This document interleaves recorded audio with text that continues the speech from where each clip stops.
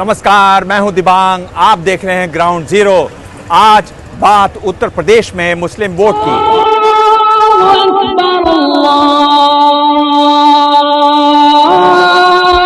उर्दू के शायर हसन काज़मी का एक शेर है, सब मेरे चाहने वाले हैं, मेरा कोई नहीं। मैं भी इस मुल्क में उर्दू की तरह रहता हूं। जो हाल उर्दू का है वही मुसलमानों का। सब मुस्लिम वोट तो चाहते हैं, लेकिन उनका काम कोई नहीं करता। फिर चुनाव है, फिर मुस्लिम वोट गिने जा रहे हैं। अक्सर कहा जाता है कि मुसलमान अब टैक्टिकल यानी रणनीतिक वोटिंग करने लगे हैं, लेकिन इन चुनावों में मुस्लिम वोटरों के दिलो दिमाग पर मुजफ्फरनगर का साया है। दागियों को टिकट मिल रहे हैं। जानेंगे मुस्लिम मतदाताओं से, स्थानीय नेताओं से क्या कहना है उनका मुजफ्फरनगर दंगों पर, और क्या इन दंगों की वजह से पुराने राजनीतिक समीकरण बदलेंगे। पूर्वी और पश्चिमी उत्तर प्रदेश में होगी पड़ताल।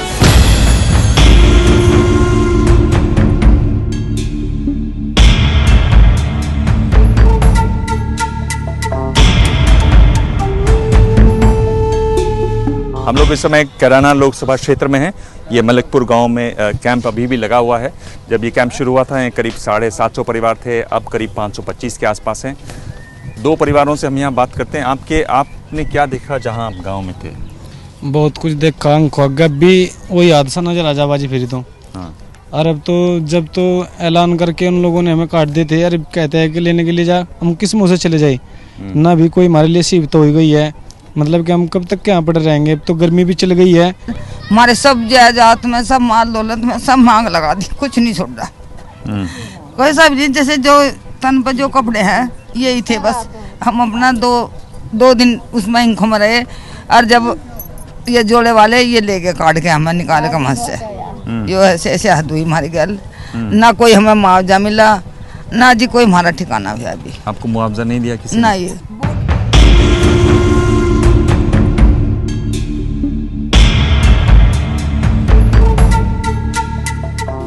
क्या हुआ था?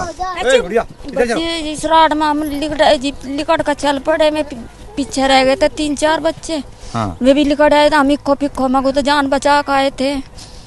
कई दिन में हम कांधर लगे थे, गिरते पड़ते लिकट का आए। उनका हमें पता नहीं लगा किस रुक गया किस रुक गया। 3 बच्चे हैं, उन्हें भी ले आए थे हम साथ में। छोटे बच्चे हैं? छोटे छोटे हैं। केंद्र से भी राशन नहीं आ रहा, बच्चे भी भूखे मरे। यहाँ से सभी परिवार के जितना झुग्गे वाले हैं सब कहना भूखे मरे। कुछ नहीं मिल रहा है तो बस, कुछ नहीं खाने को पीने को, यहाँ कोई तवज्जो नहीं हो रही बिल्कुल भी।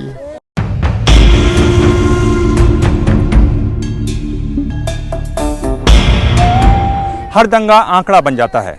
मलिकपुर कैंप में आकर हम उन आंकड़ों के पीछे छुपे लोगों से मिले, उनकी कहानियां सुनी, जिसकी चर्चा आज उत्तर प्रदेश में हो रही है, और ये समझने की कोशिश की कि आखिर ये दंगा इन चुनावों के लिए इतना महत्वपूर्ण क्यों है।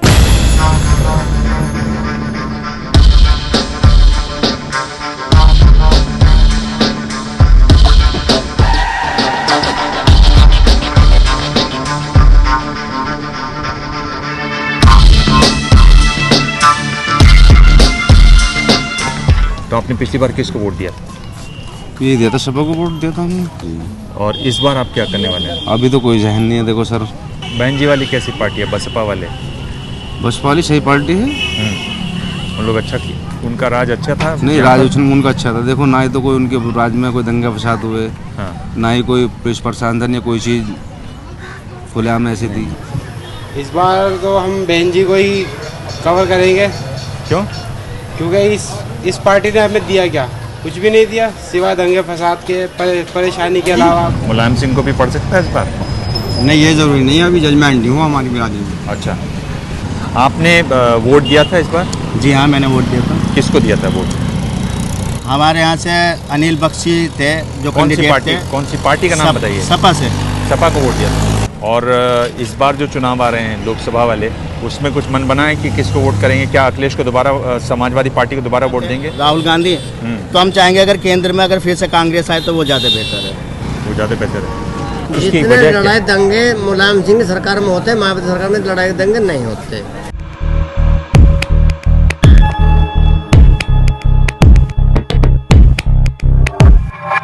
ग्राउंड जीरो में इस समय मेरे साथ बेहद खास मेहमान, और आप पॉलिटिशियन बिल्कुल नहीं हैं। बिल्कुल नहीं। कहा है कि मौका जिसको भी मिलता है पीता ज़रूर है। जी हाँ, वो मेरा शेर है कि मौका जिसे भी मिलता है पीता ज़रूर है। शायद बहुत मिठास हमारे लहू में है, शायद बहुत मिठास हमारे लहू में है। तो ये कुछ कब लिखा गया ये 47 के बाद से हमेशा यही होता आ रहा है जी। इसमें कोई तब्दीली नहीं हुई। जी। फर्क ये हुआ कि शायद 47 के बाद तक तो ये था कि हम बेसमती के शिकार थे, हमारा कोई लीडर नहीं है। हाँ। अब ये अंदाज़ा हुआ कि हम अपना कोई लीडर बनाना ही नहीं चाहते हैं। ऐसा आपको लगता है? हाँ, मजहबी लीडर हैं सो कॉल्ड। हाँ। तो जाकर एक बोली लगाते हैं, कभी कांग्रेस से सौदा कराते हैं, कभी भाजपा से सौदा कराते हैं, कभी बसपा से कर लेते हैं, कभी समाजवादी से कर लेते इसमें हैं। आपने एक बहुत अच्छा कहा है लीडरों पर। या आपने जो लीडरों पर कहा है, सियासी आदमी की शक्ल तो प्यारी निकलती है, मगर जब गुफ्तगू करता है चिंगारी निकलती है। सियासी गुफ्तगू मत कीजिए, अच्छा नहीं लगता। रफू पर फिर रफू मत कीजिए, अच्छा नहीं लगता। बहाया कीजिए दो चार आंसू भी मोहब्बत में, इबादत बेवजू मत कीजिए, अच्छा नहीं लगता। ये मैंने एक शेर कहा था, ये अजीब गरीब है दिमाग साहब, आपसे शेयर करेंगे हम। शेर कहा था कि शरीफ इंसान आखिर क्यों इलेक्शन हार जाता है, शरीफ इंसान आखिर क्यों इलेक्शन हार जाता है। कहानी में तो ये लिखा था रावण हार जाता है। ये गजल मैंने एक जमाने में कही थी कि मैं दहशतगर्द था, मरने पे बेटा बोल सकता है। मैं दहशतगर्द था, मरने पे बेटा बोल सकता है। हुकूमत के इशारे पर तो मुर्दा बोल सकता है। हुकूमत के इशारे पर तो मुर्दा बोल सकता है। हुकूमत की तवज्जो चाहती है ये जली बस्ती, अदालत पूछना चाहे तो मलबा बोल सकता है। अदालत पूछना चाहे तो मलबा बोल सकता है। और शेर खास ये है कि बहुत सी कुर्सियां इस मुल्क में लाशों पे रखी हैं। बहुत सी कुर्सियां इस मुल्क में लाशों पे रखी हैं। ये वो सच है जिसे झूठे से झूठा बोल सकता है। लाल किले में एक मुशायरा था, तो मैंने पहली बार आके यहाँ वो मतला पढ़ा था कि बस इतनी बात पर उसने हमें बलवाई लिखा है, बस इतनी बात पर उसने हमें बलवाई लिखा है, हमारे घर के एक बर्तन पे ISI लिखा है। तो ये जो सूरत हाल जो आई खास तौर से, इसने मतलब ये है कि मुसलमानों को खैमों में बंटने पर मजबूर कर दिया। और लेकिन ये कि अगर मुसलमानों को एक तो ये समझ लेना चाहिए कि कोई भी पार्टी जो है वो उनकी मदद उस वक्त तक नहीं करेगी जब उनकी यूनिटी मजबूत ना हो। और उनको सबक लेना चाहिए मायावती के वोटर्स से कि वो सिर्फ यकजा हैं, एक हैं तो उनको फायदा पहुंच रहा है। ये जो हम खैमों में बढ़ गए और Deobandi, Barelvi, Shia, Sunni, upper caste, lower caste, Syed, Pathan, Ansari, वो बिल्कुल जो है हुकूमतें हमें चारा समझती हैं और उसको वो इस्तेमाल कर लेती हैं। तो यही है कि अब तो मिलजुल के परिंदों को भी रहना होगा। जितने तालाब हैं सब नील कमल वाले। हाँ, बहुत बहुत शुक्रिया। चलिए, समय वक्त कम है। हम लोग इस समय बीएसपी के सांसद और मुजफ्फरनगर से बीएसपी के उम्मीदवार कादिर राणा को ढूंढ रहे हैं। उनका नाम आया है दंगा भड़काने के आरोप में। मुजफ्फरनगर का जो दंगा हुआ उसमें जेल गए, उन पर मुकदमा भी चल रहा है। साथ ही 2006 में एक समाजवादी पार्टी के नेता की हत्या के आरोप में भी उन पर मुकदमा चल रहा है। उनकी पत्नी ने भी यहाँ से पर्चा भरा है और बताया ये जा रहा है कि पत्नी ने इसलिए पर्चा भरा क्योंकि अगर उनके खिलाफ मुकदमे में फैसला आता है तो उनकी पत्नी यहाँ से उम्मीदवार होंगी। अक्सर वो प्रेस से बात नहीं करते हैं, बचते हैं प्रेस से। देखते हैं आज वो हमसे बात करते हैं या नहीं। कोई माई का दान कादिर राणा को हरा नहीं सकता।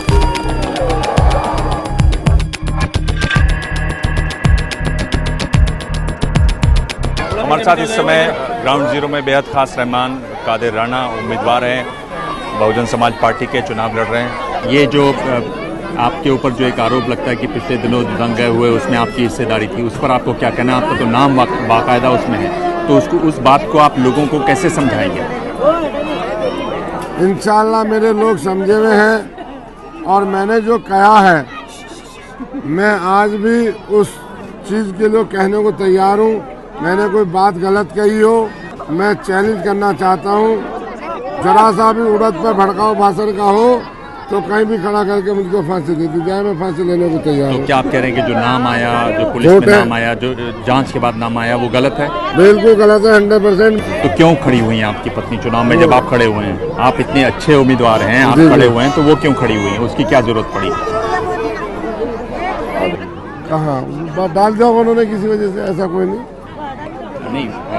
इसमें आप सीधा, मैं आपसे सवाल पूछ रहा हूँ, आपको सीधा जवाब देना चाहिए। मैं आपसे ये पूछ रहा हूँ कि वो जो खड़ी हुई हैं, क्या उसकी एक वजह ये भी है कि कहीं अगर आपके खिलाफ कोई फैसला आता है तो वो पत्नी खड़ी होंगी आपकी जगह? नहीं, वो फैसला तो अभी मुद्दा तो बाद आएगा, अभी तो बहुत लंबा केस है। और आपने अभी कहा कि हो सकता है फैसला कभी भी आ जाए। फैसला तो कोर्ट 4-10 दिन में दे दे, 20 दिन तो क्या में आपको लगता है कि वो एक बात है कि अगर आपके खिलाफ फैसला आता है तो आपकी पत्नी बनेंगी? नहीं, वो तो बहुत लंबा मैटर है, जब आएगा वो मामला। तो फिर क्या वजह है कि आपकी पत्नी चुनाव लड़ रही है? उसका जवाब तो मेरे पास है, पर मैं तुम्हें बैठ के दूंगा, सुकून के साथ दूंगा। आपको क्या लगता है जीत होगी आपकी इस बार? इंशाल्लाह।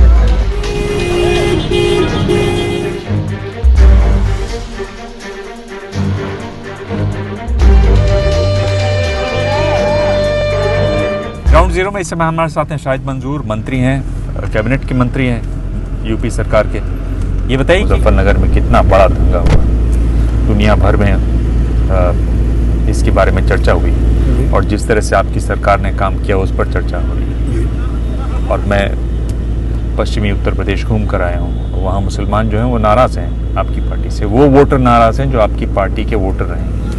आपकी पार्टी के कार्यकर्ता वहाँ कह रहे हैं कि हम माफ़ी मांगते हैं लोगों से कि हमने ढिलाई से काम किया। क्या कहना है आप? अगर टीवी अखबारात की बात करें, मैं टीवी अखबारात की बात नहीं कर रहा, मैं लोगों की बात कर रहा हूँ जिनसे मैंने खुद बात की। मैं टीवी और अखबारात की बात कर रहा हूँ, क्योंकि मैं भी उसी कम्युनिटी से ताल्लुक़ रखता हूँ। और ये झगड़ा मुजफ्फरनगर का झगड़ा हिंदुस्तान का कोई पहला झगड़ा नहीं है, बहुत झगड़े हुए हैं। लेकिन तो नहीं कहना चाह रहे हैं ना कि अगर यहाँ मर गए तो कोई बात नहीं, बाकी जगह तो मरते थे। मैं मरने की बात नहीं कर रहा हूँ। हाँ। मैंने ये कहा कि ये झगड़ा है, पर आपको मालूम है कि 60 से ज्यादा लोग मारे गए इसमें। मुझे ये भी मालूम है कि इसी मेरठ में सैकड़ों की तादाद में मारे गए। मुझे ये भी मालूम है कि उन फसादात के बाद और मरने वाले के बाद माइनॉरिटी के लोगों का कोई पुरसाने हाल नहीं हुआ उन्हीं पर आप ये जो दंगा हुआ उसको आप सही तो नहीं ठहराना चाह रहे? ये तो कलंक है, ये तो कलंक है, ये तो कलंक है, और हिंदुस्तान की तकदीर का, हम लोगों की तकदीर बन गई है।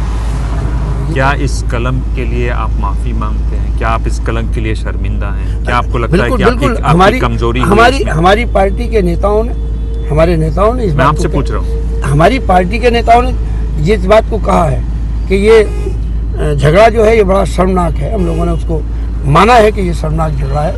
आप चूंकि इस समुदाय से हैं और ये जो हमारी रिपोर्ट है वो सिर्फ इसी समुदाय पर है, आपको ये महसूस होता है, और ख़ास तौर पर बाहर भी दूर दूर तक, कि ये जो मुस्लिम समुदाय है इसके लोग नाराज़ हैं इसकी वजह से, दुखी हैं इसकी वजह से, और आपकी पार्टी से आपके वोटर दुखी हैं इस बारे में, ये आपको महसूस होता है? मैं आपसे बहुत ईमानदारी से एक सवाल मैं इलेक्शन लड़ रहा हूँ, खुदा का शुक्र है मुझे कहीं महसूस नहीं हुआ। तकलीफ हर जगह है, लेकिन दूसरा पहलू भी है, उस पहलू पर भी जो देशौर लोग हैं, सोचने वाले लोग हैं, थिंक टैंक है माइनॉरिटी का, वो इन बातों को भी सोच रहा है। शाहिद मंजूर, ग्राउंड जीरो में हम बता रहे हैं कि किस तरह से समुदाय में समस्याएं हैं। वो ये भी मान रहे हैं कि जो दंगा हुआ वो गलत हुआ, उसके लिए वो शर्मिंदा हैं, लेकिन उनका ये भी कहना है कि सरकार ने ज़रूर दंगे के बाद लोगों को मदद करने की कोशिश की।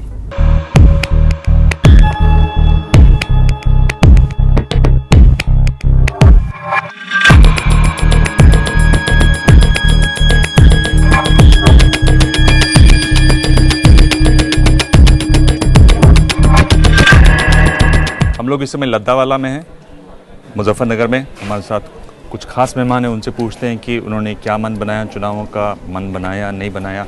आप बताइए, आपने तय किया इस बार चुनावों में किसको वोट देंगे? जी, पिछली बार हमने समाजवादी पार्टी को दिया था, मुलायम सिंह को। हाँ। तो अभी कुछ नहीं हो पाया। हाँ। तो इसलिए अब हम सोचेंगे किसको देना है।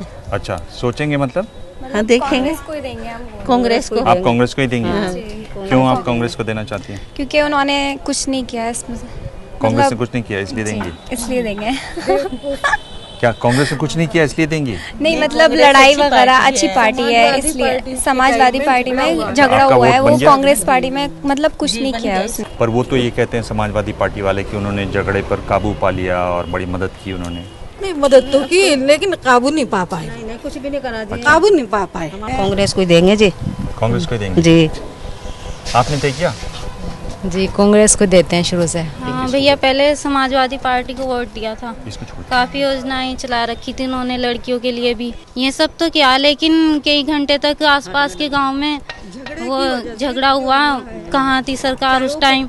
वो लोग बिल्कुल मर गए, सब यतीम हो गए वहाँ। तो इसलिए आपने तय किया कि इस बार समाजवादी को नहीं देंगे। ठीक है, शुक्रिया आप सबका। हम लोग मुजफ्फरनगर में हैं और हम देख सकते हैं यहाँ महिलाएं हैं। उन्होंने पिछली बार समाजवादी पार्टी को वोट दिया था, लेकिन इस बार समाजवादी पार्टी को वोट नहीं दे रहे हैं। जिन दंगों की हम बात कर रहे थे उसका साया हमें यहाँ दिखाई देता है। ये मुजफ्फरनगर है, ये सड़क आ रही है दिल्ली से। ये है मीनाक्षी चौक। इसका नाम मीनाक्षी चौक इसलिए पड़ा क्योंकि इस तरफ एक सिनेमा है जिसका नाम है मीनाक्षी। 7 सितंबर के दिन मीनाक्षी के सामने भारी भीड़ जमा थी हिंदुओं की। और ये जो सड़क इधर जा रही है देहरादून की तरफ, यहाँ भी लोग जमा थे, हिंदू जमा थे। और यहाँ जहाँ मैं खड़ा हूँ यहाँ पर पुलिस वाले थे। इस तरफ मुसलमानों की बस्ती है, बहुत सारे मुसलमान यहाँ पर जमा थे, नारे लग रहे थे दोनों तरफ से। अफवाहों का बाजार गर्म था। एक पत्रकार राजेश वर्मा गए यहाँ कवर करने के लिए और उनकी वहाँ पर हत्या की गई। दंगा भड़का, इतना भड़का कि 60 से ज़्यादा लोग इस दंगे में मारे गए। 70,000 लोगों को अपना घर बार छोड़कर कैंपों में रहना पड़ा। कैंपों की हालत ऐसी रही कि करीब 30 बच्चों की मौत हो गई ठंड की वजह से। दंगे का असर लोकसभा चुनाव पर यहाँ तो दिख ही रहा है। हम पहुंचे पूर्वी उत्तर प्रदेश जानने के लिए कि क्या असर हुआ इन दंगों का।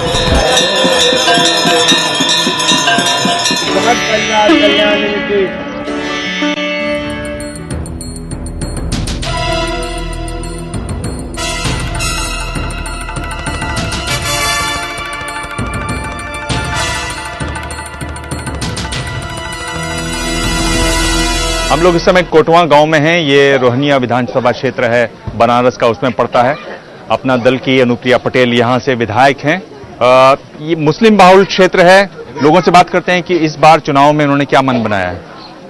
आप बताइए दादा, आपने कुछ मन बनाया है चुनाव के लिए? हम लोग बुनकर आदमी हैं, हम लोग जो होती जिस हालत से गुजर रहे हैं, हमारे समझ में नहीं आ रहा है। कोई भी सरकार हम लोग को तरफ ध्यान नहीं दे रहा है। नरेंद्र मोदी कह रहे हैं कि मुसलमान भाई को हमको वोट चाहिए। चलिए मान लेते हैं, अभी अहमदाबाद में कितनी बड़ी वारदातें हुई हैं, हमको कौन भरोसा है कि वो हमारे साथ क्या करेंगे क्या नहीं करेंगे। ये मुजफ्फरनगर में दंगा हुआ, मेरे कहने का मतलब कौन जीतेगा कौन हारेगा, जो भी जीतेगा जान मारेगा। हम गरीबों का खून सस्ता है, ये भी गारेगा वो भी गारेगा। आपने पिछला जो चुनाव हुआ था विधानसभा वाला, किसको वोट दिया था? हमने दिया था बीएसपी। क्यों दिया था बीएसपी को? वो अच्छा समझ में आया हम दिए। अच्छा, क्या चीज अच्छी थी उसमें? क्या चीज आपको उनकी अच्छी लगी? प्रत्याशी अच्छे था और अच्छा था। और गरीबों के भाई मददगार, गरीबों का हमदर्द है। मुख्तार अंसारी लड़े थे, उनको दिया गया था। पर आपको इस बात का फर्क नहीं पड़ता कि कानून की निगाह में उन पर मुकदमे लग रहे हैं, वो दोषी हैं जेल में, इसका कोई फर्क नहीं पड़ता आपको? यहाँ पे ज्यादातर लोगों ने अंसारी को वोट दिया था। भाई अंसारी का गढ़ है भाई, ये गढ़ है उनका, गढ़ है। 20,000 अक्सरियत है। हाँ, तो गढ़ बान है। तो वो इस बार चुनाव लड़ेंगे तो फिर देंगे? फिर देंगे लोकसभा चुनाव के लिए। हाँ बिल्कुल देंगे।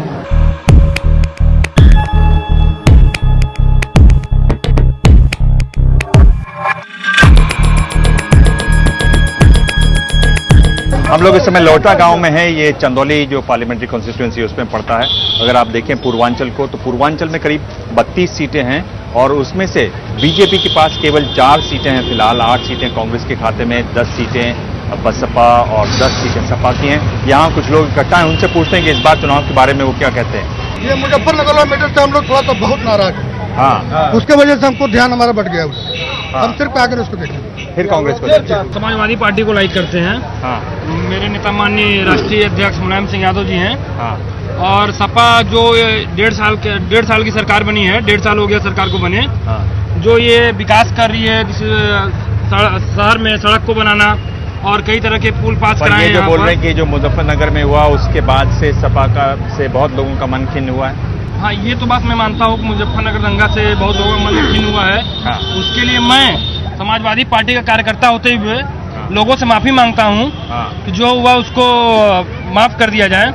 और एक बार नेताजी को, आपके जो नेताजी हैं वो तो माफी मांगते नहीं है। नहीं, मेरा कर्तव्य बनता है कि मैं समाजवादी पार्टी कार्यकर्ता हूँ। पर आप ये महसूस करते हैं कि लोग नाराज हुए हैं उसकी वजह से? जो लोग नाराज हुए, मैं उनसे बार बार यही निवेदन करूंगा, मैं उनके लिए। लोगों की नाराजगी आपको महसूस होती है? मुजफ्फरनगर दंगे की वजह से बहुत लोग नाराज हैं, ये तो बात सच है। फिर भी किसी भी कीमत में जितने भी अधिक से अधिक होता है हम समाजवादी पार्टी को वोट मिलना है और ये फाइनल है। हम लोग इस समय हैं पूर्वी उत्तर प्रदेश में और पश्चिमी उत्तर प्रदेश यानी मुजफ्फरनगर की जो घटना है उसका यहाँ पर खासा असर देखने को मिल रहा है। काफी लोग यहाँ उनसे नाराज भी हैं। उनको लग रहा है कि मुलायम सिंह यादव और समाजवादी पार्टी ने दंगा रोकने के लिए वो नहीं किया जो इसकी वो उम्मीद कर रहे थे।